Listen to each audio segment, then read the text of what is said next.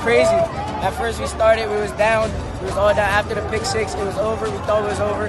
Then we all came together. We started fighting. And we came together and won. Fought through adversity.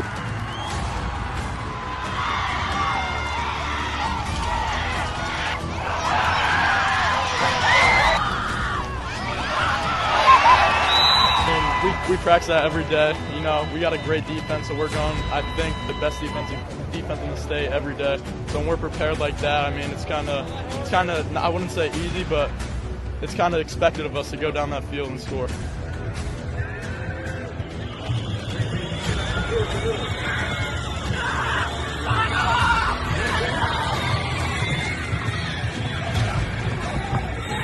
It's a gritty group, and we had a lot of support from our younger guys. A guy like our second level receivers made big plays. Our second and third level running backs just continue to play and continue to work.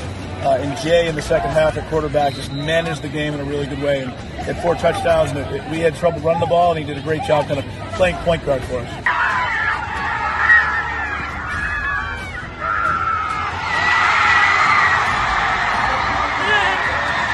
I just thought about it as me, my holder, and my snapper, just us practicing like every other practice. Just mentally cleared my head and just kicked the ball. You ever had a moment like this in your life? No, it's the best moment of my life, hands down. Just the way that our players battled and overcame deficits and injuries, and we had some things go on this week that really kind of rocked our family, and we really rallied around the players that we had. We thought this game was going to come down to character and a willingness to just do whatever it took for the Staples football program, and we certainly did that tonight.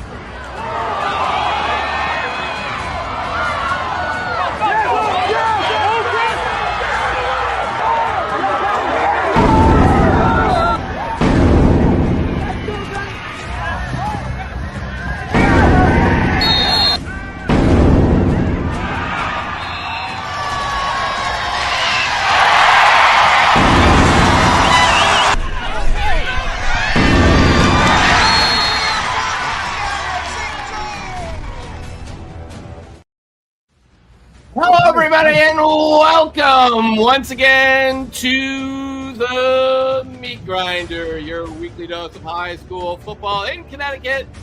And I'm your host, Sean Patrick Bowley, coming to you live from beautiful downtown Whitneyville in Hamden, Connecticut. And with me, as always, is Pete Paguaga. Peter, coming from the hole in the ground or somewhere in the basement, the bunker. I'm in my bunker. I'm hiding. I'm in my bunker. I'm in my bunker with all my toys. Location. An undisclosed location with all my toys behind me. Which way? Yeah. Got all my toys behind me. Oh, well, welcome, dude! What a great opener, Sean. Oh well, thank you. I mean, we couldn't have Ansonia to start again. I mean, geez. No. But did something happen with Ansonia? We'll get to that in a second. But we had to start off with something a little different. We got a big week coming up. Obviously, we're already looking at Saturday. I mean.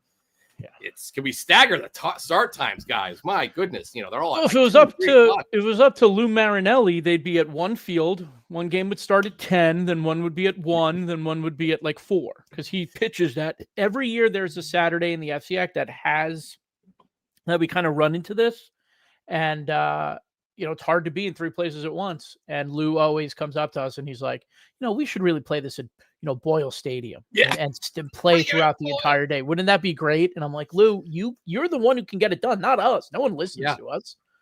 No, listen to us. I mean, but so it's going to be a big weekend Saturday. We got a lot to go to. Obviously, listen, the FCIAC has a bunch of games coming up.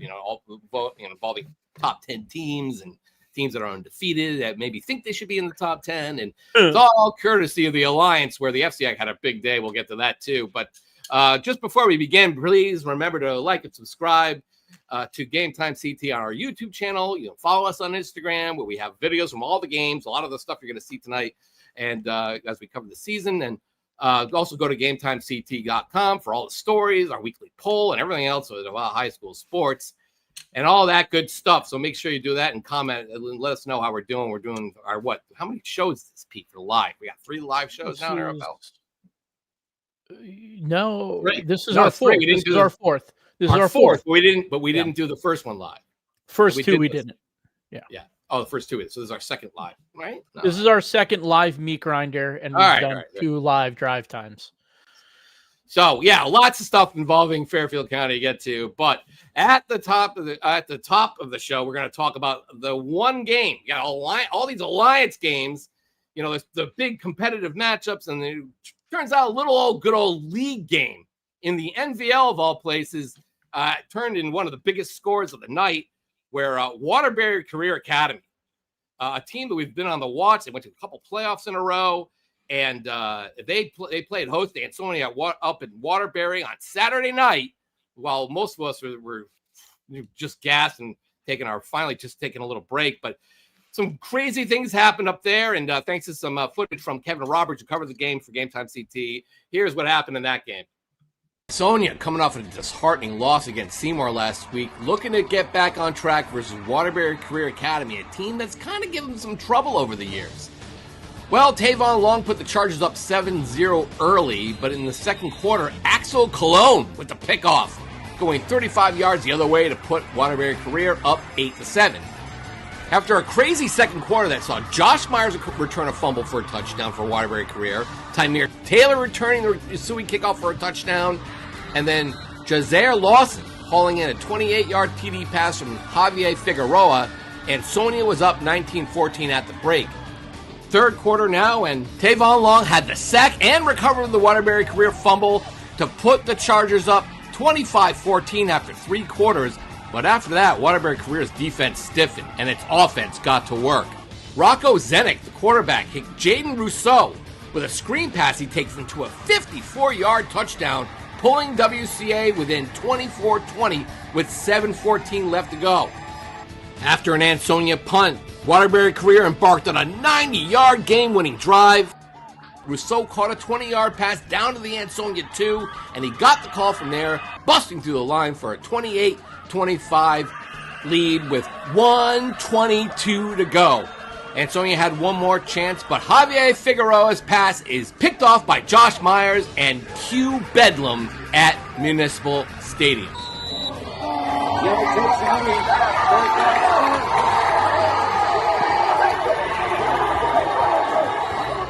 It was the first time in 17 years that a Waterbury public school had defeated Ansonia since Crosby 1814 on November 7th, 2008. And for Ansonia and new coach John Mahalko, it's the first time the Chargers have been 1-2 in 20 years. That was 2005, Jack Hunt's last season, and the last time Ansonia did not make the playoffs. And for a Waterbury Career, a 3-0 start. They've been bumped up to Class M, but suddenly looking like a team to watch in not just that division, but also the NVL as well. And here is Rocco Zenik and Jaden Rousseau. I mean, our team's resilient. I mean, we just really showed the whole city, showed the whole NVL that we're resilient. You know, winners win. We've been talking about that all week, that winners win. We went out there today, and we just showed how winners win. We went out there and dominated today. You were coming off the field saying that after that, 90-plus yard drive you guys pulled off. Because we went in at halftime, our head coach talked to us, and he said, winners win, and that just stuck in my head. Like, I'm a winner. This whole team winners. Once we all got the energy up, it's really easy from there because we all are energized. We all go out there, we all make plays, we all have each other's back. That's why we love Spartan football. It feels great, you know what I mean? Last year in the playoffs, we're down, we came back. This is just that feeling, bro. We don't give up. We don't give up. We don't give up for nobody, for nothing. No matter what the score is. It feels great. It's amazing. And Ansonia is going to limp back home 1-2. They're going to open up their new Nolan Field, a nice turf, but right now it looks like trouble in Chargerland. Lots, we'll get to that though. But Pete, I mean, Ansonia 1-2. 2005, that was my second year, my second year at Connecticut Post. I was a kid, unbelievable. And that was Jack Hunt's last year. It was the last time they didn't make the playoffs, and I don't know. They got Torrington this week, and Torrington's pretty good. So they could be in big trouble. Aiden Hansen from Torrington was one of the returning guys. I'm going to give credit to our friend Tim Gaffney up at the Litchfield County Sports. He wrote something this weekend, and I read it, and it kind of jumped out to me. Hansen's got 609 rushing yards already this year for Torrington. Jeez. But here's a little fun fact. Torrington is 2-1. They lost their opener to Windsor. They played really well in that game against Windsor. But Torrington hasn't beaten Ansonia since 1987. A 16-8 game, and I guess it was nicknamed the Ice Bowl before my time. I wasn't even alive in Well, 1987. before my time. I wasn't alive. I was alive. But get this little note. So credit to Tim. 3 of the current Torrington coaches were on that team in 1987. Rich Elliott, former Connecticut Post reporter. Rusty Elliott was on that team. Scott Langenheim and Torrington head coach Gaetan Rodriguez. Look at you. Fun facts, Pete. Oh, that was all Tim. I read it. I just wanted to share that. But yeah, 3 current coaches, including Gaetan as the head coach, were on that team that beat Ansonia. Yeah, I mean, think about it, Pete. We're at the beginning of the season. Bloomfield, Ansonia, everyone's fired up, and both teams, 1 and 2. My Class S picks are looking awesome. Looking terrible. I picked them to win the state championship. Yeah, so that wasn't an alliance game. That was in the NVL. League play does work sometimes, guys. So we'll be getting back to that very soon. But I think Ansonia wants to go back to alliance play. I think Ansonia wants more alliance games. 0-2 in the NVL. My goodness. Yeah, who knew? That's a great job by Waterbury Career. One of those teams we didn't know much about because Coach Rousseau didn't send his stuff in. Guys, we were trying to get your stuff. We don't know. Maybe winners. We learned winners win, and winners apparently don't send their previews in. So yeah, they don't. But I got a message from one of Rocco's family members who's got they own a restaurant up in Vermont or something like that, and they said, "Look out for Rocco." Is that he in there? Stepped in a quarterback because Ethan Blaze, the other one, got hurt again, and he's done a great job, And he said, "Look out for this kid." And sure enough. Big win over Ansonia. So let's move on. My goodness. Let's move on. Listen, there's a big Alliance week. Obviously, lots of great matchups, SEC versus the CCC and the SWC and all that stuff. And the big game we were kind of looking at, Pete, was the one up in Brookfield where the Bobcats hadn't played anybody really yet. Now they're playing a hand team. It was already battle tested. North Haven they beat St. Joe, which is ranked. Now they're way up now. And let's see what happened in that game. While on paper, this was the game of the week, featuring 2 of the top 6 teams in the GametimeCT poll. But on the field, it was all hand, all night. Turnovers ruled the day as the Tigers' defense and special teams forced 5 of them. 3 of them were forced by Braden Dempsey. The junior is playing with a club on his right hand after fracturing his thumb during a scrimmage and having 2 screws put in the day before the season. He was a one-man wrecking crew, and his teammates rose to his level, scoring off of each of his forced turnovers.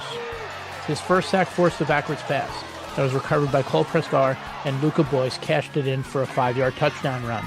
After a defensive stop, Stone Leckie took a punt back 63 yards, and it was 14-0 hand at halftime.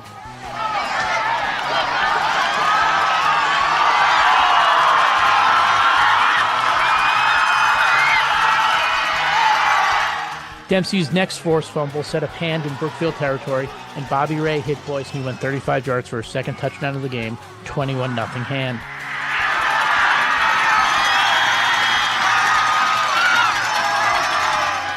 His next fumble was recovered and ran back deep into Brookfield territory.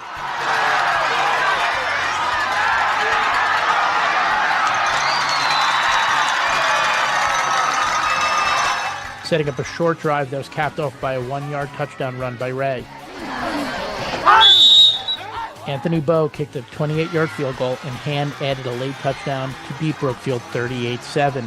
Led by Dempsey, Hand's defense was lights out, as the first-team defense allowed just 44 yards rushing on 31 Brookfield carries. For the junior, he was going to do whatever he could, one hand or two.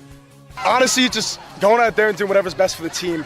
Going out there to make plays, do what I can to, obviously this is one of our biggest games of the year, so going out there to help us win whatever way I can.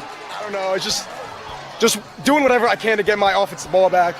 Just the trust that my teammates and coaches have in me to go out there with one hand and make plays. I'm the small one out there, but my coaches trust me. They know I'm a dog. They know I'm going to go out there and make plays, and that's just what pushes me to get better every single day. For hand coach Eric Becker, he said Dempsey adds another element to the team. He's a very powerful kid. He is compact.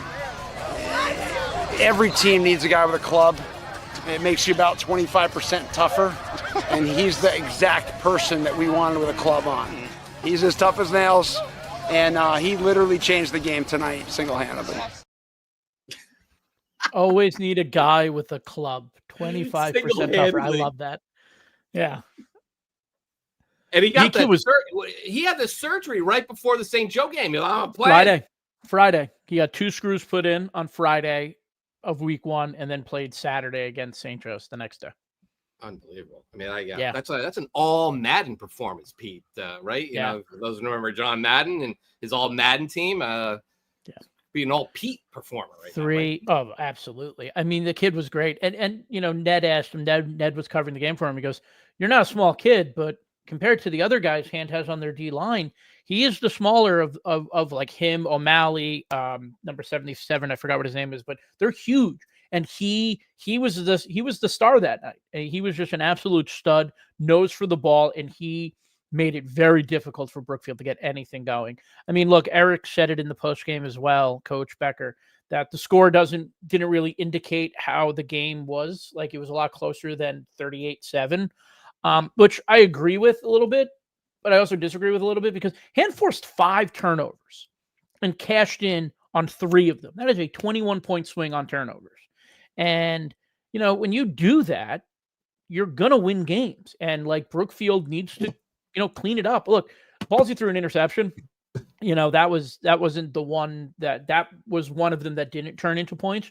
But like, you got to hold on to the ball. I mean, 3 fumbles. And then they came out of halftime. Brookfield is getting the ball out of halftime and they fumble. Oh. Now, Ray threw an interception on the next play. So kind of like evened out, but like, guys, hold on to the ball, man. I heard Derrick Henry, he fumbled 3 times in the first 3 weeks. He carried a ball at practice all week. All week. Didn't let any coach touch it. You know, people are trying to knock it out. You got to hold on to the ball because, you know, turning those points into turnovers, turning those turnovers into points can win you or lose you a game. And I mean, it put Hand in control and they just dominated. Boy, is Brookfield glad Hand isn't in Class M anymore. They got to deal with St. Joe in Class M, but that's one team they have to worry about, which is a big deal. Hand obviously dropped to Class S, and speaking of Class S, you know, a lot of us down here, the majority of the population is down in the southwest corner, but the quiet corner came down to make a little noise in Milford as Law, which was they were 2-0 Law against 2-0 Killingly. Number 3 in the GametimeCT Top 10 poll. They won the state title last year with Sheen, double S. And let's take a look at what happened in this game. Hayden Allard ran for 292 yards and 4 touchdowns and had an 82-yard pick 6, which you can see right there. Just look at the speed on him going up the field. My goodness, he is great. First teamer for us last year, well on his way to become our first team again.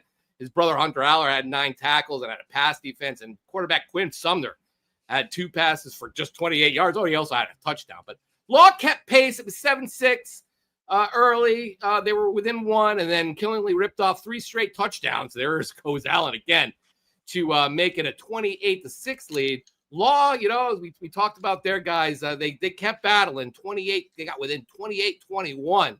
But Killingly, man, just kept scoring. They're probably one of the most dominant small school teams I've seen in a while. I mean Ansonia side and on all that aside, they are right now getting lots of love in the GametimeCT Top 10, which we'll talk about. But really, Pete, what this is kind of all setting up, look, it's just unbelievable, those guys. Which really kind of setting this up now is it's starting to look like, as we expected, Hand Killingly on a collision course. I mean, could there be any other way this would be anything but a collision course in the state final? I mean, I hope so. Yeah, I mean, you would like to, but Hand plays in the SEC, and the SEC isn't easy, where Killingly should probably cruise through the ECC. So you got to hope Hand either keeps pace, or if they lose a game or 2, they end up on the other side. Because if this game is anything but the state championship in Class Double S, it would be extremely disappointing. Yeah, well, yeah, I forgot to mention Law is also in Class Double S, so they got a little preview of what might await them in the state playoffs should they get there. I mean, I got some interesting games coming up. Got Killingly, I guess down the road they got Masuk. I see that. My goodness, they got Masuk. Fitch. Yeah. They got they got Newland, and then they play Masuk. They go to the break. No, they got Fitch after that. They go. I guess Griswold Wheeler. I don't know, whatever. they got some. I don't see anybody beating. I don't care who it is. And I mean, unless they get hand battle test of the SEC. But this Kelly team, jeez, my goodness. Moving on over to the other big game of Friday night, which was number 1 New Canaan, which was coming up, but just a romp over Ridgefield. I mean, obviously in their week 1 game, they won pretty convincingly, and New Canaan, 3 straight Class L titles, taking on a team that really would like to win that double M title. Maybe try and do what Masuk did last year, which was go down to Dunning Field and beat the Rams. But here's what happened when number 10 Bunnell came to town. Dunning Field Friday night in New Canaan, and hundreds of kids lining the field to meet their heroes for a New Canaan youth football night as the number 1 ranked Rams took on number 10 Bunnell in a big top 10 alliance game. Who among those kids will we be talking about in 5 or 6 years? Bunnell coming in at 2-0, fresh off a big statement win at Masuk last week, looking to do what Masuk did in this exact same spot a year ago, and that's beat the defending Class L champs on their own turf.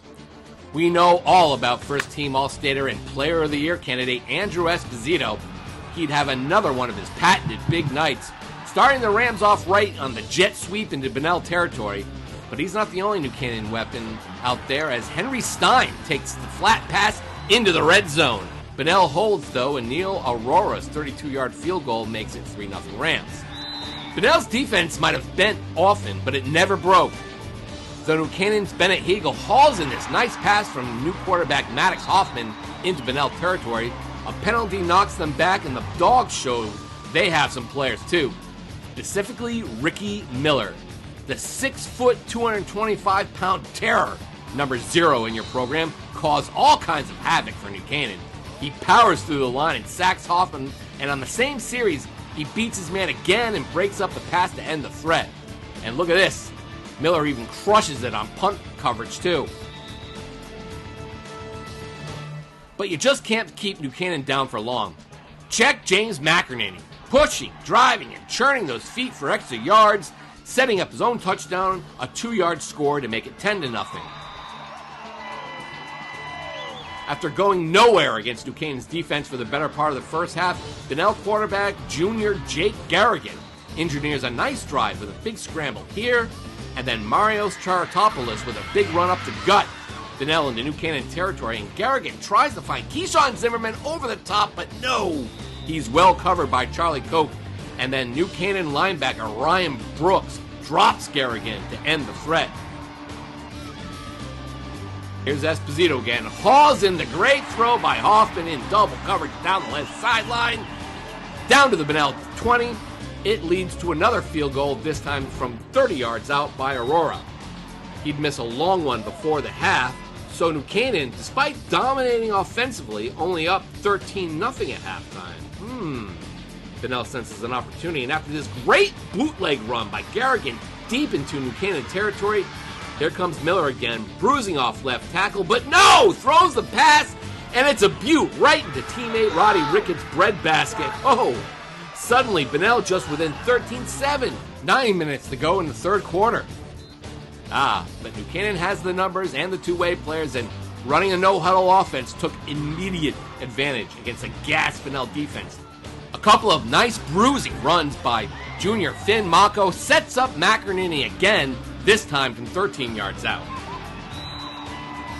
New Canaan response time, 2 minutes, 6 seconds, 20-7 Rams, high octane. And that was plenty for the New Canaan defense, which just pinned its ears back and made life miserable for Bunnell the rest of the way. Esposito scores late to really put it away, and New Canaan, with the top 10 win, moves to 3-0. Esposito finished with 3 catches for 107 yards and then ran 6 times for 54 yards and a touchdown. Maddox Hoffman had a nice game with nearly 200 yards passing. James McInerney had a couple of touchdowns, and the Rams defense, despite giving up that 1 touchdown on the option pass, was lights out, as it always been these last 4 or 5 years. Bunnell challenged, but the Rams responded in kind. They played a great game. I think they're a really tough team. They hung in there the entire game. We really had to play our best game against them. You're up 13-0 at halftime, and then they come out and they run that play, they score. What are you thinking at that point? Well, right there I was thinking, we just got to keep staying strong against a team like this. Anything can happen, so got to keep coming out firing. Really to shut down their whole offense fundamentally and read our keys, do the basics well. You don't need a whole lot of motivational speeches for these guys. I mean, they pretty much have done it themselves. They don't make a lot of false bravado. I mean, they just go out and do the job. So we practice that every day. We got a great defense, so we're going, I think, the best defense in the state every day. So when we're prepared like that, I mean, it's kind of, I wouldn't say easy, but it's kind of expected of us to go down that field and score. We like to go fast. We like to out-physical teams, and that's what we did tonight. I mean, they're great. They got a lot of guys going both ways, so they were going to get tired, obviously, but they really pushed through. That's an amazing team. Got John Normso lineman, great receiver, so they put up a good fight tonight for us. We know what the line set us up for. They sent us here to be slaughtered. I don't think that happened. I think we came here and we showed with 40 kids with half the resources and a third of the kids, we were to come out here and fight. And so there's a lot of teams who I knew were afraid of this game. I'm glad we came up here. We thought we had two of the best players on the field, 0 and 1, and I had to get them the ball in their hand, and I just needed to get one on a one-on-one. It didn't matter who was guarding him on a one-on-one situation. I'm always going to take him, and we took it, and it was a great play. It changed momentum for a second, and it kept us in that game. Yeah, so business as usual for New Canaan. Bunnell put up a fight, couldn't pull off the thing that Masuk could, but they lost a few guys early, Bunnell, and that was kind of a part that didn't really help. They didn't have the depth that New Canaan had, but you're supposed to come down here, win. I mean, I don't know. What would have happened if things didn't go exactly that way. I don't know. Yeah, I think it's a good. Bunnell wanted the win, obviously, but I think in the long run, playing a game like that will be beneficial to them. Right? They were sent to be slaughtered. They had a really tough 3 games to open the season. Right, coming out of that 2-1, I think they're happy with it. When you look at the schedule and you got Weatherfield who went to the playoffs, you got Masuk who's the defending state champion, and you got New Canaan, #1 team defending state champion. Coming out of that 2-1, put you in a pretty good spot heading the rest of the way. I think they'll be better for it at the end because I don't think they're going to see that type of defense, that type of speed. They're not going to see a player like Andrew Esposito the rest of the way, other than watching Rowdy Ricketts at practice, right? Yeah. So they're going to be better for it in the long run. Oh, I mean, you're looking at their schedule: Weston, Newtown, tough, New Milford, Bethel, Pomperaug, New Fairfield, and Stratford. Right now, man, New Fairfield's chirping right now, but I think Bunnell would be a favorite in all those games. Maybe even the Newtown game, a slight favorite there, but interesting. I just want to quickly on New Canaan. Everything's going right in New Canaan, but I want to just talk to the students at New Canaan, right now. And guys, a game is 4 quarters, right? Like, you show up, you have all the put it up there, show it. You show up, you have all your whatever that was. It was like some sort of a fan thing, and then the coordinated colors, and then halftime comes. They're only up 13-0. It's a good team. But look, it's a ghost town after halftime, guys. What's going on? It's so important. You can't go the other. A few hardy guys left, but the whole student body just took off after the half. Oh, we got this in the bag, 13-0. I mean, what's close? Next thing you know, it's 13-7. But all right, they take it off. I mean, but what's going on at the Peach Pit that was so important that you had to go to, guys? I mean, really, that's the whole event, right? You want to see the whole game? I've seen this way too many times with New Canaan Pete. I see. It's a very popular thing to do in the FCIAC. They come early, they take all the good parking spots. We have to park in God's country, and then they leave by halftime. I mean, some of these teams do show up on the road too, and they don't leave. But now at home, we got this 13-0. Maybe they're spoiled. But listen, if the players are supposed to go 4 quarters, Pete, I mean, the fans got to go 4 quarters with them. Otherwise, don't show up. Go see, go do whatever you got to do. Go watch it on NCTV 87 or wherever New Canaan streams a game, which they do a great job. But if you're not going to go, yeah, they were great. They had the glitter, and then it just that drives me nuts. I mean, anyway. So and if Coach Marinelli's going to wear a shirt and tie, you guys better stay the whole time. Oh, goodness gracious. So anyway, that was obviously the #1 team in the poll. They win again. They're going to be #1 again. Let's go to the top 10 poll this week. Not too many changes. You'll find a very interesting surprise at the end, though. Huh? We are through 3 weeks of the high school football season. For the 3rd week in a row, one team has fallen out, and one team has entered the GametimeCT top 10 football poll before we head into week 4. Remaining at number 10 is Bunnell. The Bulldogs had a tough 3 games to start the season, including a date with New Canaan on Friday, but they came out of that stretch at 2-1. I think they'll take that. Returning to the poll at number 9 is Fairfield Prep. The Jesuits were in the preseason poll, but dropped out after losing to Greenwich in Week 1. Wins against Sheen and New Britain have convinced the voters that they belong back in the top 10. Moving up to number 8 is St. Joseph. The Hogs had a bit of a scare, but rallied to beat Southington 30-24 on a Tristan Spain touchdown with 10 seconds left. It gets fun now as the Hogs host New Canaan for a Saturday matinee. At number 7 is Windsor. The Warriors were a question mark through the first couple of weeks, playing in some surprisingly close games. In their third game, it was close again. And again, the Warriors came through as A.J. Robinson threw for 381 yards in a 34-31 win over Newtown. At number 6 is Staples. Talk about drama in Westport. Mickey Ross came through with a game-winning 38-yard field goal as the Wreckers improved to 3-0 in a wild back-and-forth 34-33 win over West Haven. Rest up quick, Staples. You have Darien on Saturday. Coming in at the midway point at number 5, it is Darien. The new-look Blue Wave have continued to pass every test put in front of them, including a 28-21 win over Masuk last week. But the tests are about to get a lot harder, starting on Saturday with Staples, and then St. Joseph on October 25th. At number 4 is Hand. The Tigers flat-out dominated then number 6 Brookfield 38-7 on Friday night, forcing 5 turnovers in their win. The Class SS program will face off against Hamden of Class LL on Friday. At number 3 is Killingly. The Trailblazers left a quiet corner last weekend and left no doubt, taking care of business against Law 49-21. Hayden Allard continues his hot start with 11 touchdowns in their first 3 games. At number 2 is Greenwich. After a scare in Week 2, the Cardinals made easy work of Notre Dame West Haven 38-7 behind a strong defensive performance by Jack Kelly and co. And the number 1 team in the GametimeCT Top 10 poll is New Canaan. The Rams have won 12 straight games dating back to last season, and the defense continues to dominate. The Rams travel to St. Joseph on Saturday. That is the top 10 poll, and lots of action we can kind of get to. But first of all, Bunnell getting in there at number 10, stayed at number 10. Lots of respect there for Ty's guys, Pete. Yeah, I give him credit. I kept him in my poll. Look, you listen to the number 1 team. I talk about this all the time. If we're going to hold weight and vote in this poll and rank teams where we rank them, if they lose to teams that are ranked ahead of them, we shouldn't just drop them. Prep should have never left the poll. St. Joe's didn't leave the poll, but they dropped to 10. Granted, they played Hand's now number 4. Bunnell lost to the number 1 team in the state. I know in that locker room they wanted to win, but you lose to the number 1 team in the state, it shouldn't be really held against you, and they played well.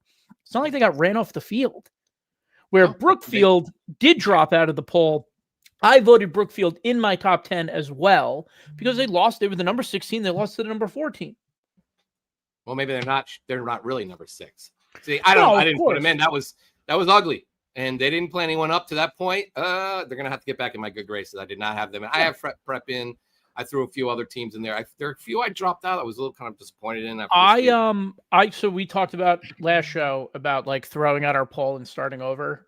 And I know you did it a couple of weeks ago. I did it this week. I rearranged my entire poll, dropped, I had Windsor really high and put them down at the bottom. I need to see more out of them. I know the Newtown win, and we're going to talk about it in a little bit, was pretty good. But, I dropped them down. I moved some teams up. I moved some teams around. But, if you're going to lose to a good team, what's the point of the poll? They did it right this time. Yeah, no, I'm happy about it. I'm happy Fairfield Prep got back in the poll. They should have never left the poll. No. So you lose to Greenwich, you're not good enough, but you beat Sheen, who you're 6 classes bigger than, and you beat New Britain by 3, so now you're good enough to be back in the poll. We'll get to that. There's a lot of other Alliance games we need to get to. We're going to kind of run through as quick as we can because there's other stuff we need to do here. But over in Westport was the big result down there. West Haven 2-0 versus Staples 2-0 in a big Alliance game. Old foes facing off again, and it was a wild one between these two guys. Staples outlasted Amir Danley and the Westies, but they needed a 38-yard field goal by Mickey Ross to win it. So Staples led 17-14 at halftime. And Charlie Clark, who unfortunately lost his grandfather, which is what Matty Jackalif was talking about before the game. But Charlie Clark started the second half off with he returned the kickoff 90 yards. We'll see that in about 2 seconds here. The big celebration, obviously, was massive. But here it is. Charlie Clark returns the second half. It was 17-14 Staples, and Charlie Clark returns the second half Staples. 90 yards for the touchdowns that put the records up 10. But, of course, on the ensuing kickoff, Amir Danley does it. Says, anything you can do, I can do better. Yada, yada, yada. He goes 99 yards to keep pace. Look at his front. Just unbelievable. I mean, he's so good for the Westies. So I was just like watching this on Twitter and going, my goodness. But Staples got the ball with about 2:15 sorry. What happened was West Haven surged in front on a pair of touchdown passes by Mason Wright, 51 to Camille Walker, and 15 to Aaron Johnson to go up 33-31 with 6:32 left. Both times, however, Justin Halkey blocked the extra point, and that would be costly for them. Staples did get the ball back with 2:15 left and drove from there 30 to the West Haven 28, thanks to Darby, setting up the Ross for the game winner. Yeah, that's a heck of a catch there by who was that? That was Aaron Johnson. He had a nice catch, but they drove down the field, got to the West Haven 28, thanks to Darby, who set up the winner. This is the best moment in my life, Ross said. I thought of it as just me and my holder snapper practicing. I cleared my head and just kicked the ball. And away we went. Staples wins. Anything inside the 35, Staples wins with the big victory there. They go, obviously, to Darien this week, as you mentioned, Pete. So that was Staples versus West Haven. And just a barn burner game. You saw it all there. Just lots of action. Amir Danley. West Haven has, despite the loss, proven them that they're not going anywhere. Yeah. They this is turning into a lovely rivalry in West Haven and Westport. I mean, that's what the third time they've played in the last, right? They played in the opener in 23, West Haven won. Staples returned the favor, beating them in the Double L championship, and they played this year, right? They didn't meet last year. They did not meet last year. Yeah. Right. So it's a nice little rivalry. Yeah, nice little rivalry there. Yeah, and they're back and forth. There's always been some big close games there, I tell you. They did win blowout, though, in that first one, didn't they? Or it was like... I was there. Yeah, I know. That's what I'm asking. It was a blowout. It was the worst game I'd seen Caleb Smith play that whole season. Yeah. And Amari Reed was just a stud. But he got him back in the championship in a classic game. Obviously, the state championship came down to the 2-point conversion. Max Marula with the big tackle. And this was another game of not inches, but of what's 38 times 3. That's a lot of feet. So. Yeah. All right, moving over down to Benedict Field at Masuk. It was a little bit of a homecoming for head coach Andy Grant, who lives in Monroe. He also has kids there, coaches Little League down there. Tell me all about their Little League experience over the summer. But Darien was in big trouble early against Masuk as the quarterback, Jay Francisi, started the game getting picked off twice, including an 82-yard pick six by Jake Viglione. That put Masuk up, but he rallied to throw 4 touchdown passes, including 2 to start the second quarter as Darien, was that the fourth quarter? 2 to start the fourth quarter to hold off Masuk. His 68-yard strike to Vinicus Miranda put the Blue Wave up 28-14 with 5:42 remaining. Aaron Champagne tried to rally Masuk back, but the Panthers did not score again until 42 seconds left. Darien recovered the onside kick. They go to 3-0, heading to that Staples game. Masuk, meanwhile, is 1-2. In a big meeting over in Southington, St. Joe, a powerhouse. Some would say pretty much a powerhouse. I mean, they've been there for a long time. St. Joseph, they've never met before, as far as I know. I mean, unless there was some other game at one point they played. I'm pretty sure it was the first time they ever played. St. Joseph rallied from several deficits to top the Blue Knights. Tristan Spain's 10-yard touchdown run with 42 seconds left lets the Hogs to a huge 30-24 victory. In this game, Southington's Walter Myershevsky is having a great season already. I saw him last week. He had a pickoff. He took a pickoff, 26 yards for a touchdown that put Southington up 24-16 early 3. St. Joseph came back and down 24-21. They made a goal line stand at the 2-yard line to give themselves a shot. Though Myershevsky had a pickoff with 3:20 left, Pete, St. Joseph held again, got the ball at midfield, and Spain carried the ball 5 times for 34 yards to set up the winner. And St. Joe now 2-1 playing host to #1 New Canaan this week. Get ready. Get your popcorn ready. That's going to be a great game. There is a nice defense by St. Joe. Over down in Fairfield Prep, New Britain, the Canes, everyone there chirping at us. What about us? Remember, they started 6-0 last year. What about us? Beat Maloney. That was a big moment for them. Got to the playoffs. Didn't quite work out for them. They're off to a good start. Hey, don't forget, we're New Britain here. Don't forget us. And, let's take a look at how they fared down at Fairfield Prep. Robbie Manning, Prep, through a pair of touchdowns, and Vinny Lombardo scored 2 TDs as the Jesuits held off the unbeaten Canes. Canes running back Jaden Allen had a good game, though. He ran for a pair of touchdowns. A key moment in this game, Pete, was up 17-14. Prep caught an audible and ran the ball on 3rd and 12 from the 15. Lombardo cashed in. New Britain did get the ball down 24-21 with a minute left, but Oliver Frick sealed Prep's second consecutive victory with a pick of Canes quarterback Billy Seymour. So Fairfield Prep back in everyone's good graces in the top 10, 2-1. Teams that are not in the top 10, but it's still a very, very interesting game. 2-0 teams: Wilton, ya boy, EJ, and Cheshire, the Fighting Don Drusts up there at the Clary Complex. It's always a tough place to play. Well, Wilton came in there with the FCIAC banner flying high, and Dennis Dustin scored 3 touchdowns, including the winner on a short TD run with 45 seconds left. That followed a fumbled punt snap that was down at the Cheshire 5. Cheshire did hang around this. They rallied from 14 down on 2 occasions. The last on Dustin's 58-yard run, that right here, that put them up 21-7. Down 21-14, Cheshire made a goal line stand on 4th down, then used a pickoff by Jonathan Heavens to set up Mike Chopak's second TD of that game with 5:48 left. They seemed to secure at least overtime with a big 4th quarter stop inside the red zone, but Wilton forced the decisive punt that turned out to be that set up the Wilton winner, the muff punt that set up the winner. So Wilton going to 3-0. They face Ludlow, a team that defeated Shelton in a pretty hard-fought game. Watch Gales fans footage of that. But 21-14, Gales dropped the 1-2, and Ludlow, man, there we come. They are now get a chance to kind of show them they're off their wares. They go back to FCIAC play. They're facing Wilton, obviously, this week over there at Fujitani Field. Elsewhere, we had an SWC versus the CCC. We talked a little bit about A.J. Robinson, the quarterback who's thrown for 300 yards in 3 consecutive games. But Windsor's next dude is Jaden Compton, who just had his fingerprints literally all over this. On Windsor's 34-31 victory over the Hawks. Compton had 10 catches for 193 yards and 2 touchdowns and had the game-sealing interception, of course. Nick Pavia of Newtown scored twice, and the Hawks actually led 10 points on 4 separate occasions, but they could not stop the high-flying Windsor Warriors. They did not take the lead, though, until Michonne Brown's touchdown catch with 7:19 remaining. Robinson, Pete, 27-39, 380 yards, a 3rd straight game thrown for 300 yards, as mentioned, and 2 TDs. He also ran for another.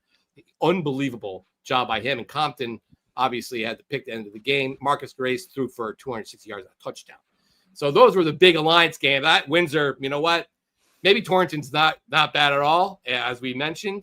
And Windsor just kind of taking care of business. There's not much you can say about it. Right? AJ is everything, right? AJ Robinson, everything is advertised. And then obviously Jaden Compton stepping up where the other guys after all the graduates start speaking. Yeah, Compton had a good year last year. I looked at his numbers when we were doing the preview, and I looked at him before the show. He had a pretty good year. It's just they had so many other guys that they didn't need him to do what he's doing now. So it's really nice to see him kind of coming to his own. Be Robinson, we knew Robinson was going to be back. We didn't know who was going to be around him, and Compton has stepped up to really, really connect with him. And AJ Robinson's on pace for some pretty crazy numbers this year.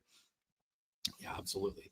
Windsor, just going to give me a quick look in the Class Double M standings. Let's say they got Newington this week, a big one, 3-0 versus 3-0. Newington coming off a big win over Enfield last week. A narrow one, but still a big one. Then they get Bristol Eastern. E.O. Smith is Windsor now. E.O. Smith, South Windsor, Wethersfield, Farmington. I will guess you're going to see them at playoffs. They get Berlin. Oh, no, that's Middletown. Sorry. They got, I'm going to go back again. I screwed that all up. They got Bristol Central, That Newington plays. That's Middletown, Newington. That's another.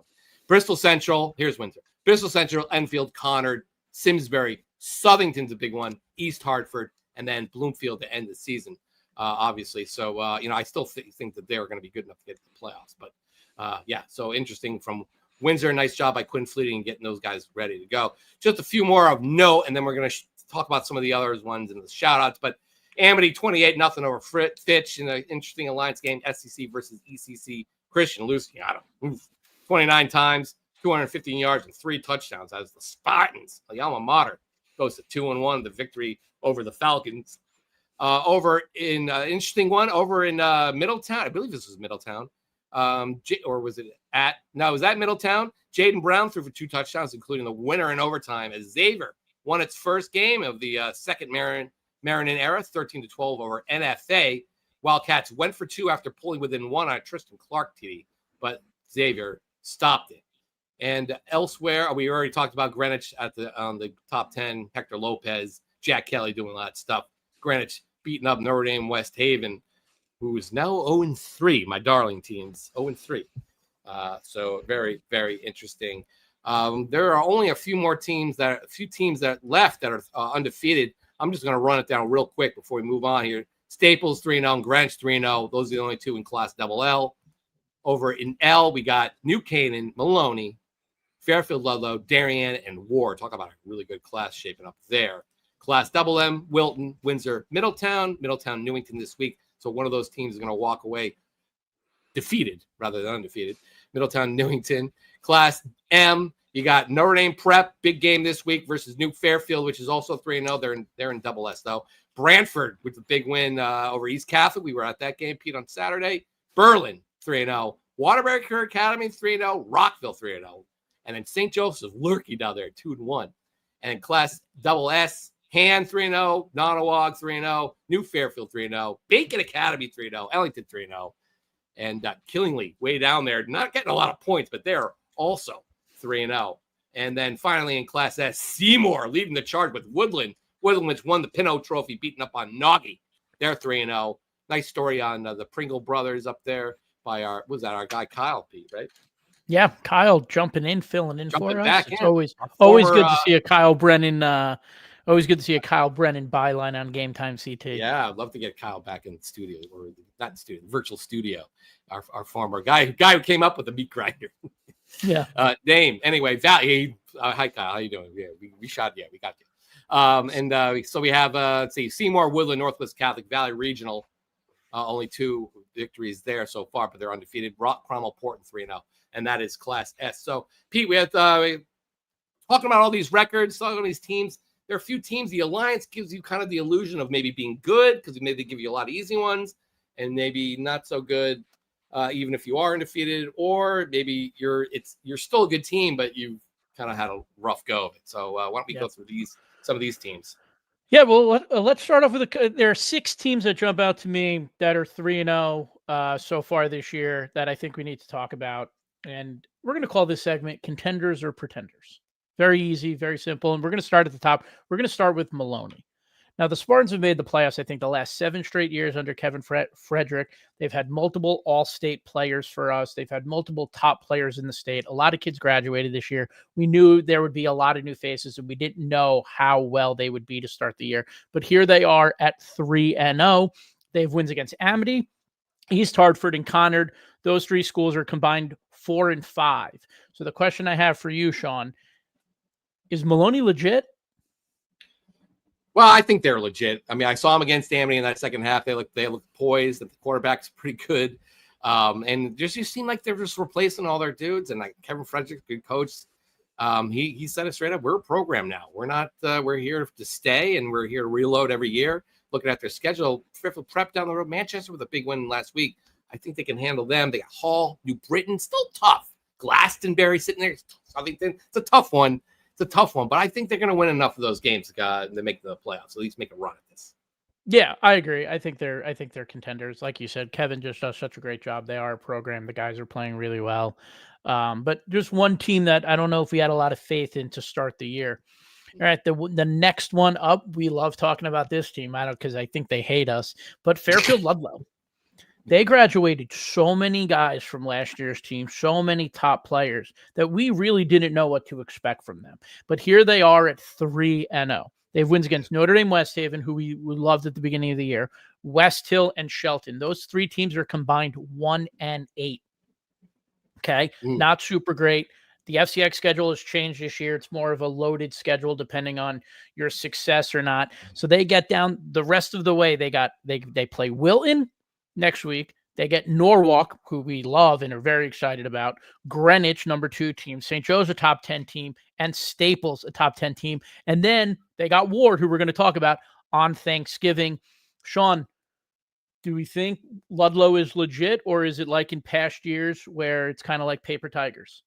You know, I'm not doubting them right now. I mean, I've been burned so many times with Ludlow. You know, maybe I'm rooting for them to fail. My mom's alma mater, although she still thinks they're the flying tigers or whatever about that. But I can't. They got Wilton this week and then Norwalk back to back. We're gonna find out very, very quickly. But right now, I mean, Ryan Love's playing great. I mean, Liam Bond.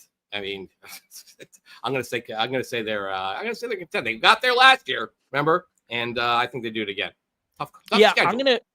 Tough schedule. I'm gonna go with Pretender. Really I'm going to go with Pretender here. And the reason is, they made the playoffs last year. Making the playoffs is not super hard anymore. No. And it's not a knock against them. It is the system. I need to see them win one of these big games.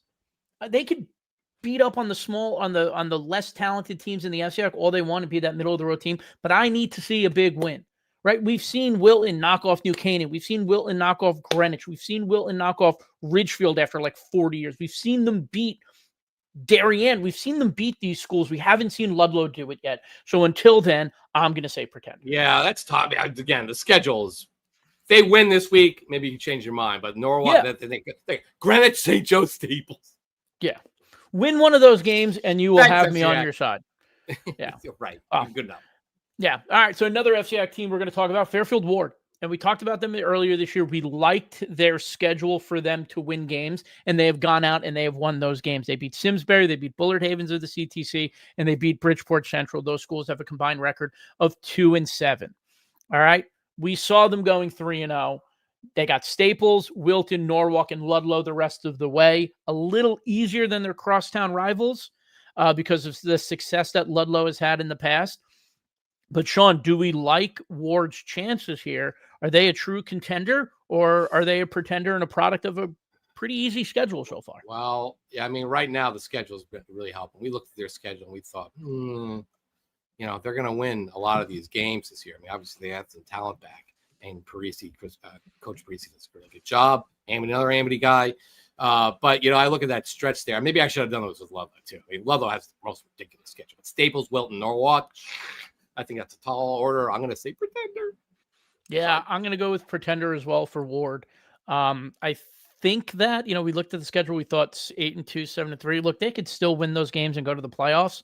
But they need, again, to be a contender, you got to win one of those games. You got to knock off Wilton. You got to knock off Staples. You got to knock off, Ward. You got to beat Ludlow on Thanksgiving. It's been a while, right? So win those games, and maybe we'll start talking a little differently. But I think they're on the up and up. James Dovolpe had a great game again this weekend against Bridgeport Central. Chris Parisi does such a good job. We really like him. He's an Amity guy, and I know that's why you like him, obviously. But no, I know. But, Ward, you got to prove it to us a little bit. All right, we got a couple more. Let's run through them real quick. Middletown. Yep. Middletown, under Daryl Highsmith, his first year, they are 3-0.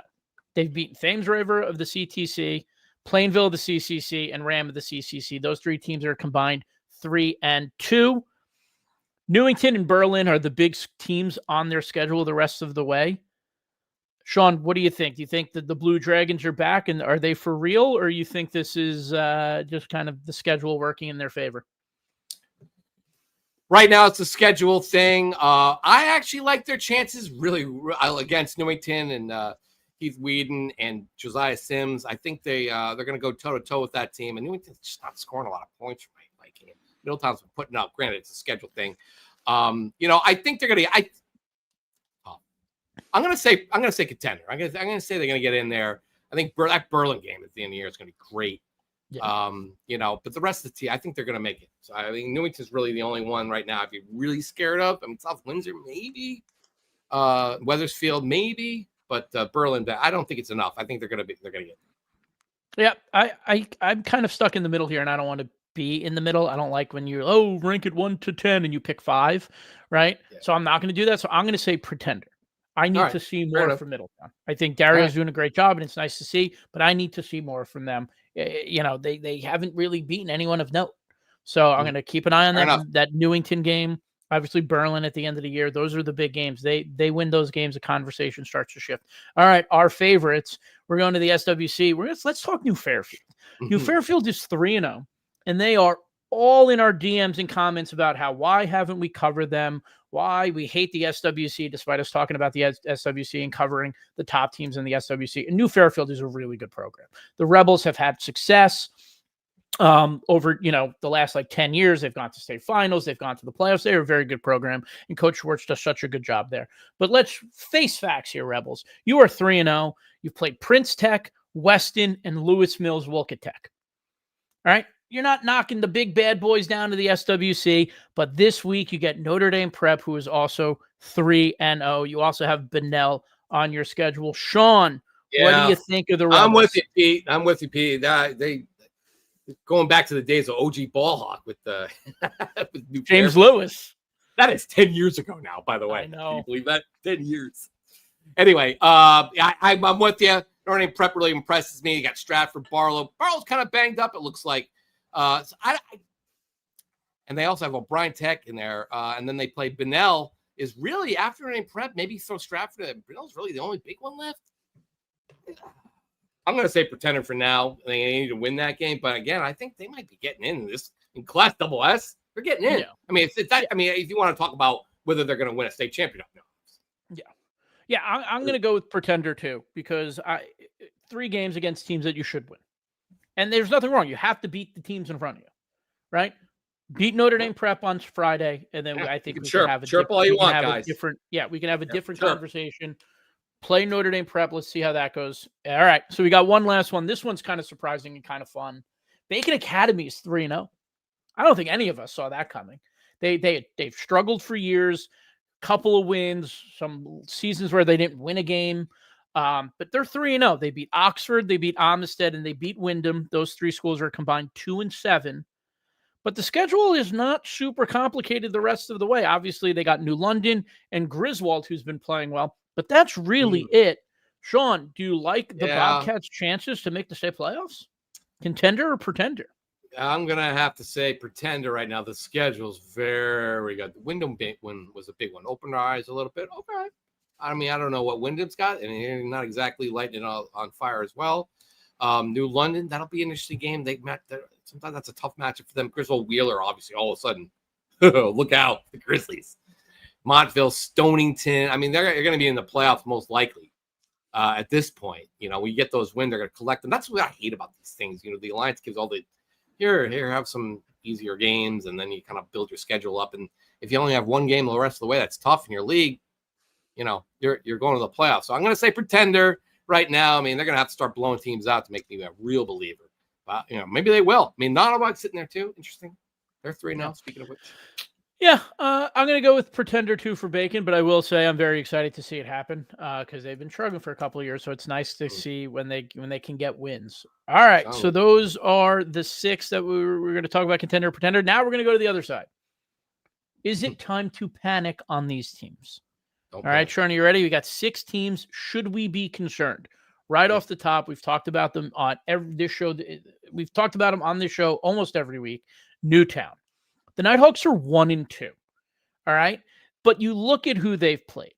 New Canaan, Windsor, and New Milford, right? They beat New Milford. They lost to New Canaan in the opener, and they lost to Windsor last week. That's 2 top 10 teams. That's 2 teams that played in the state finals last year. That's 2 teams with Player of the Year candidates in Andrew Esposito and A.J. Robinson, right? The schedule eases up. They have Bunnell, Brookfield, Notre Dame Prep, and Masuk the rest of the way, though. Load them up. Obviously, the size plays to Newtown's advantage historically in the SWC. Sean, is it time to panic in Newtown? Yeah. I'm a big Douglas Adams fan, and I think you should never panic. Don't panic. And don't forget your towel.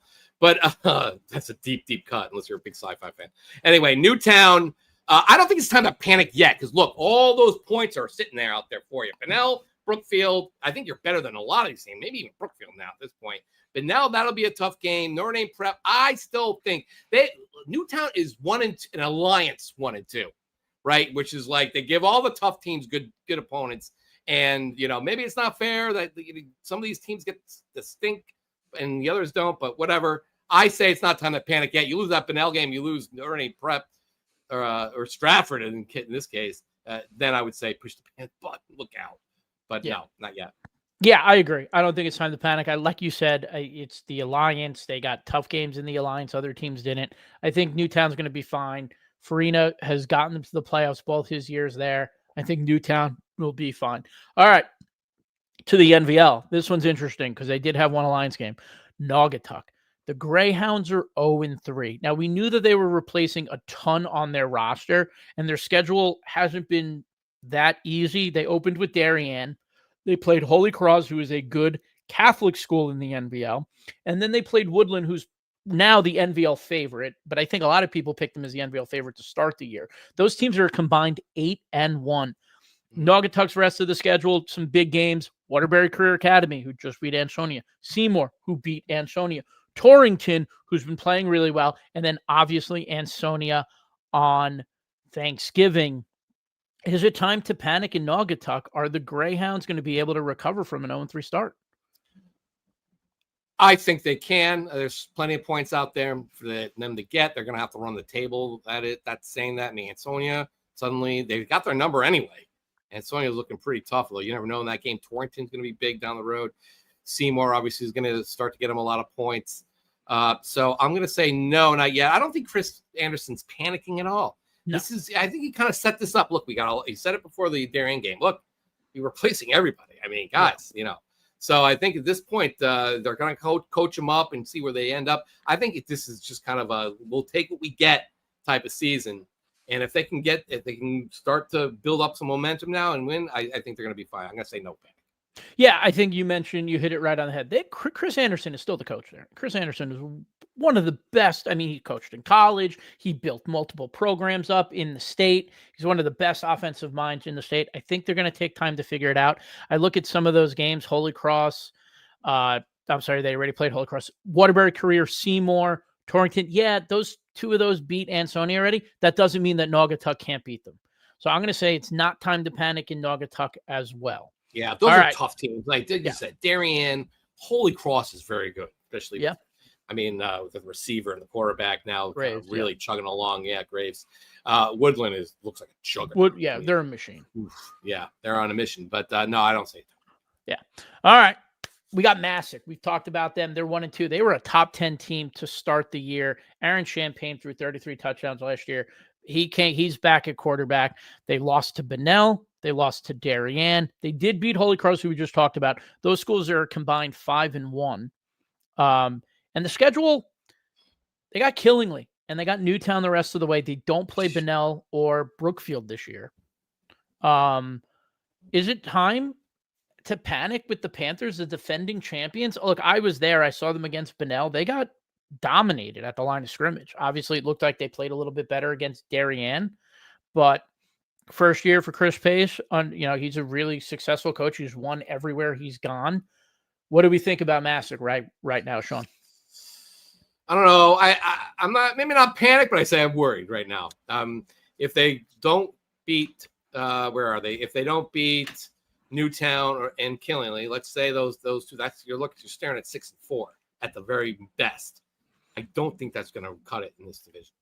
I think they needed to win one more of those games, and the Lions kind of, you're defending champs, so let's give you all these tough games, just like they did. So I think, I'm going to say panic time in Monroe. Yeah. Wow. I'm going to say not panic time yet in Monroe. I was very encouraged by their response against Darien coming off of the Bunnell game. If they would have come out flat, I would have agreed with you, but they played Darien really well. They had chances in that game. I mean, look, the score for the Bunnell game was 21-14. They had chances. They're not bad. I'm not saying they're good, not bad, but Yeah, It's tough. I was Killingly encouraged coming by in- their Darien. So I'm going to say not time to panic in Monroe yet. All right, we got 3 more, and I'm really interested to see how these go. First up, we got Granby Canton.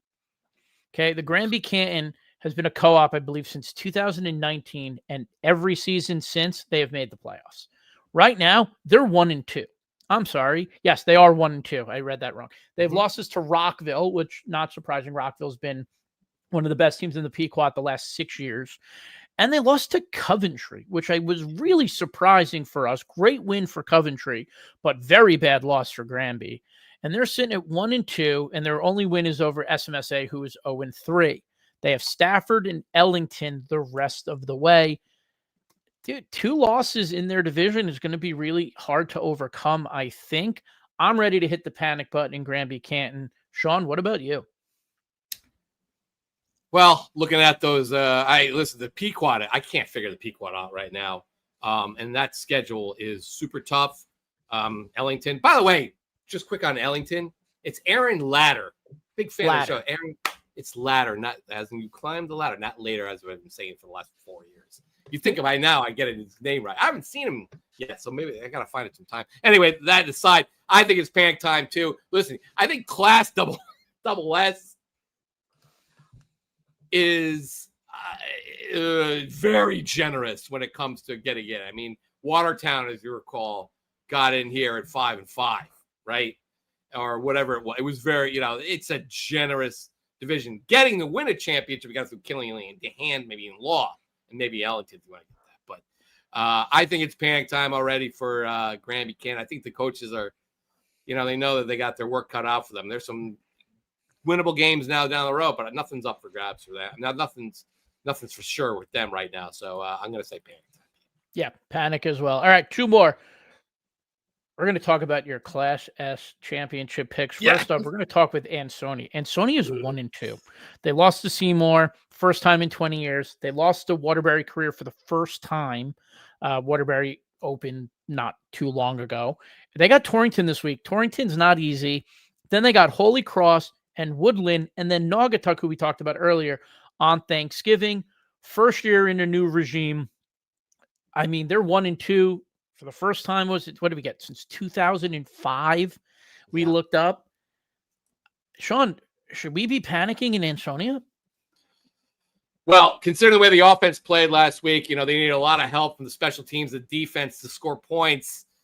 It's a young team. We knew that about Ansonia, but, you're just so used to Ansonia rebuilding on the fly. And, young teams don't really mean anything for them. But, the way they played, Pete, I mean, intercepted fumbles and all sorts of craziness.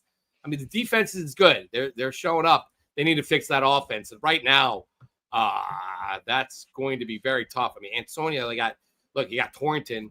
That's right now, unless they play well, shaping up to be an L in the making. Holy Cross, Woodland could be really big trouble for Ansonia. I don't want to get too crazy, but they got some serious issues they got to figure out now.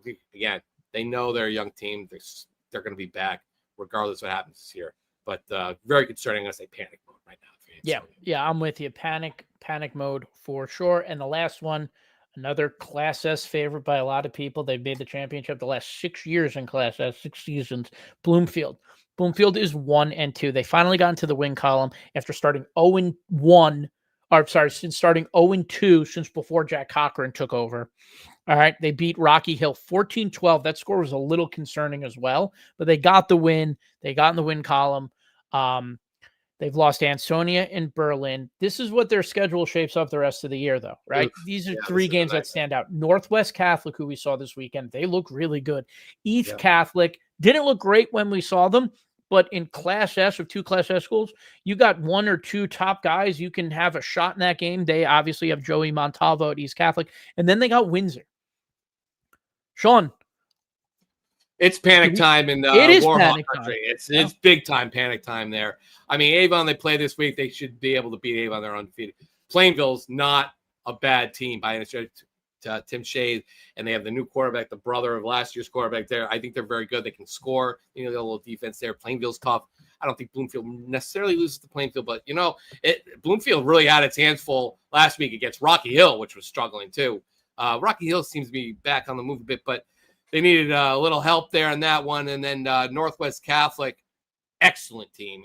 We'll talk about them.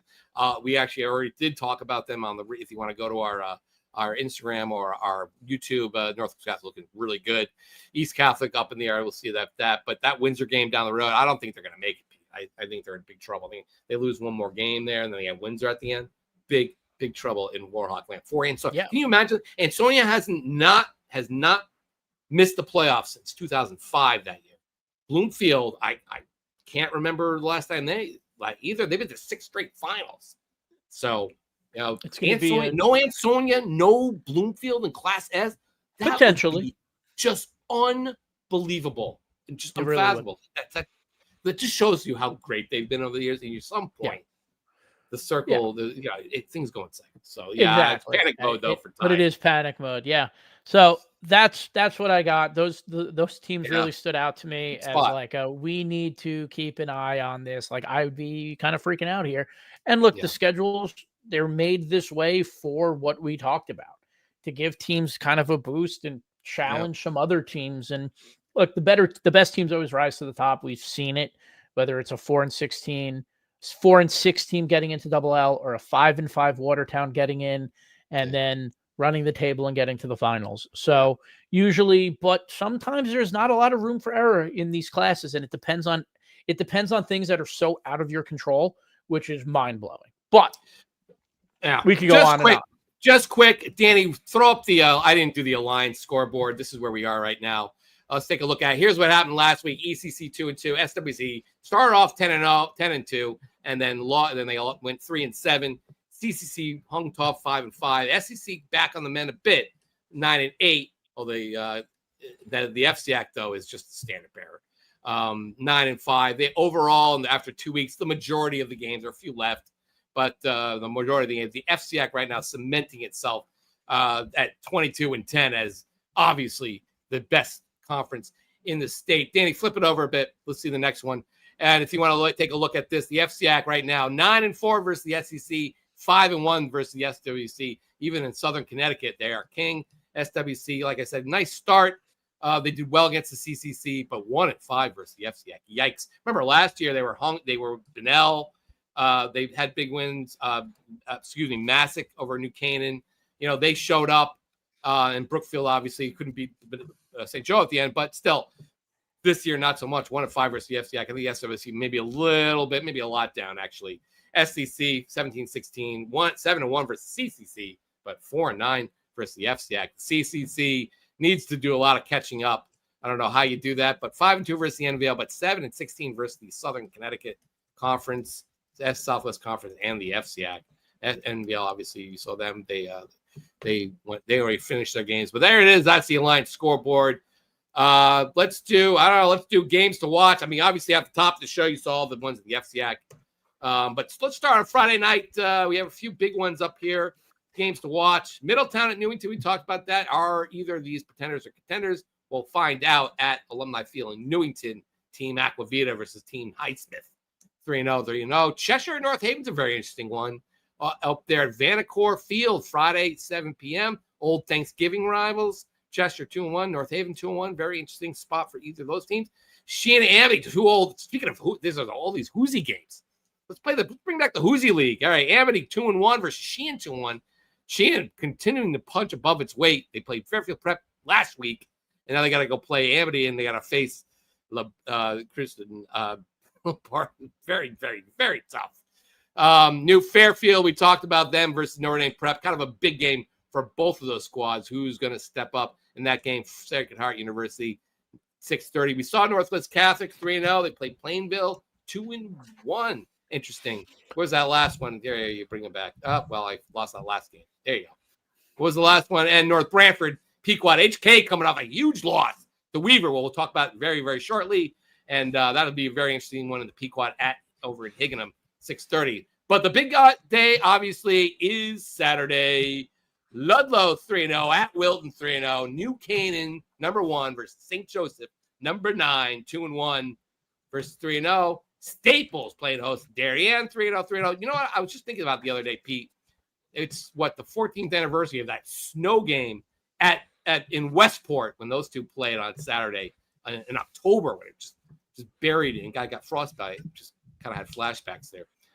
Thanks for Gia for helping me out, the trainer. Anyway, there's Staples Darien. That's a huge one. I think that's the game I'm going to. You're probably going to go to New Canaan, St. Joseph. I got one more there. Glastonbury, kind of a dogfight there with Danbury. Danbury got smoked by St. Joseph. Danbury showed up and gave Glastonbury a game. I think they lost by only a touchdown, playing the Cardiac Panthers of Black, 2-1 at Falcon Field. Saturday night, 6. That'll be a very interesting game. Pete, you had a few others one you want to mention? No, I think you touched on all of them that I had. Okay. Look at us. We're in sync. Yeah, we are very much in sync. There are a few other good women's in there. But with all that said, let's wrap this show up with shout-outs. All right. Speakers were super loud because it might have been your house. All right, let's get to it. Shout-outs. I'm going to start off with Griswold Wheeler. Colby Mills threw for 2 touchdowns in the co-op. Stunning 14-0 victory over Ledger, a team that we're like, oh, they're on the rise. They're getting talked up over by Mike DeMoro and those guys at Game Day CT at the day. And wow, this kid, Colby Mills, finished with 95 yards passing in the win. Remember, he replaced the 4-year starter. And with the 2, that's just unbelievable. Griswold Wheeler, which, hey, we mentioned a little bit, played Seymour tough, lost that game. Seymour turned around and beat Ansonia. We're like, all right, maybe we're Griswold Wheeler. And in the guide, I said, look out. The Grizzlies are not bad, Ledger. And sure enough, big win there for the we don't have any footage, unfortunately. But good job by the Grizzlies. Pete. Yeah, you just mentioned this game. Hartford Public Weaver Classical Co-op gets their first win, and it was our guy, Jaden Booth. He was honorable all-mention state for us last year. He was a 50 player to watch this year. He picked up this fumble, raced 61 yards for the touchdown with 4.5 minutes left. The co-op got the 2-point conversion to go up 1, and then scored another touchdown for good measure to beat Haddam Killingworth 30-23. Like I said, first win for the new co-op. I love this. I think I've talked about it on the show. I think this was such a good move for both of these schools, and I think that it's going to pay off as we move forward for them and for football in Hartford. I think this is such a good move. Jaden Booth is a heck of a player. This is their first win as a group. Congratulations, guys. The old-timers stomping their feet, turning left, stomping their feet. We want to see Harding. Sorry, not Harding. We want to see Weaver versus Hartford Public, but an era has definitely passed up in Hartford. It seems like it's kind of passing down New Haven right now, and Bridgeport, maybe not Waterbury because they had a huge win this week. So anyway, I'm going to go with my guy. I saw him this week, Caden Davis at Northwest Catholic. First time seeing him, he caught 6 passes for 215 yards and 3 touchdowns and a 35-7 victory over banged up Barlow. He also had an interception on defense that kind of turned things around. He had that pickoff right before this play, the last one of the first half. 4th and 9. There it is. My goodness. He scores on 4th and 9 instead of kneeling it out. And there's the pickoff right before the half that set up that play. But huge game for Cade Davis going to Wesleyan next year. We learned that this week. We had a whole reel on them on our YouTube and Instagram page. So check that out when you get a chance. But Northwest Catholic 3-0, looking pretty good. And obviously his quarterback there is pretty good too. So they got a nice dynamic duo. Vinny Burbank. Vinny Burbank. He looked good. He threw 5 touchdowns in that game. We went. That's where we started our Saturday. Caden Davis is not only is he good and the numbers kind of back it up, he's big. I didn't realize how big he was. He was the biggest guy on the field other than the 6'8" lineman Barlow has, who is a monster in his own right and is a phenomenal player. But Caden Davis is big. Like I said, we started there on Saturday. I left after the first quarter, and I went over to Manchester to Cheney Tech to watch East Catholic play Brantford.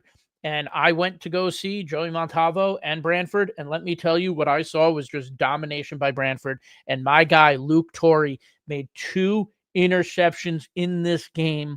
The Hornets defense was unbelievable on a very hot Saturday. I sweat through my shirt, my hoodie, everything. It was miserable, but they played well. They beat East Catholic 54-14. The defense led the way, put them in great position all day. Shout out Luke. Shout out the Hornets. Coach John Lamone wasn't happy to see us. He looked at me at halftime and goes, oh, they're here. They proceeded to score, I think, 30-something unanswered points. So we might be good luck for the Hornets now. Rat poison. That's what they call it, rat poison. Mike Tracy and, his kids, I mean, all those guys there, crazy. Anyway, I'm going to go back up to Bloomfield. Look, they might be in panic mode, but at least the future looks kind of bright. With Giovanni Reynolds right now, Bloomfield ran for 101 yards and a touchdown on 12 carries and had 3 tackles for a loss on defense as Bloomfield desperately needed to win over Rocky Hill and got the win. They needed every single yard.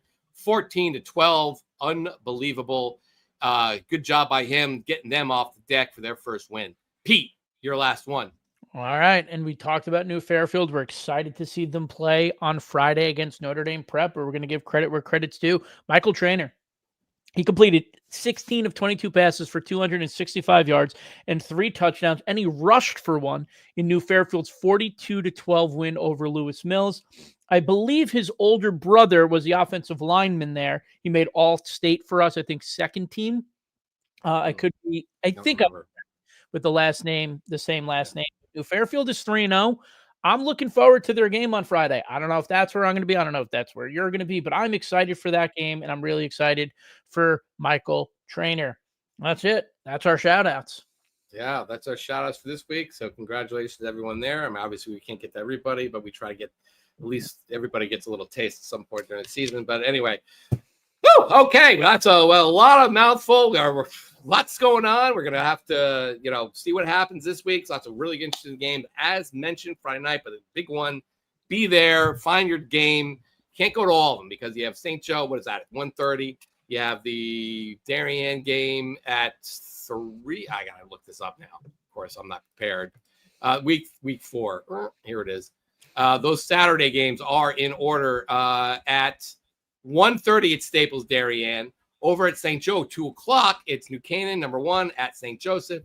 And then the other big one over at Wilton, 3 o'clock. So you're not going to, unless you have a teleporter, you're not going to be able to get to see all those games. But Wilton, Ludlow, obviously, another one interesting there is Richfield at Norwalk. Yep. That's another very interesting one.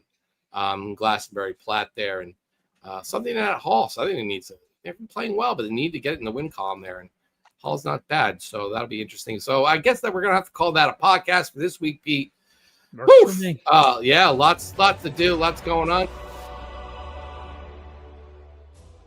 Anyway, very interesting week ahead, and so I'm excited, and I can't wait to get going in there. So for Pete Paguaga, I'm Sean Patrick Bowley. This has been the Meat Grinder on GametimeCT.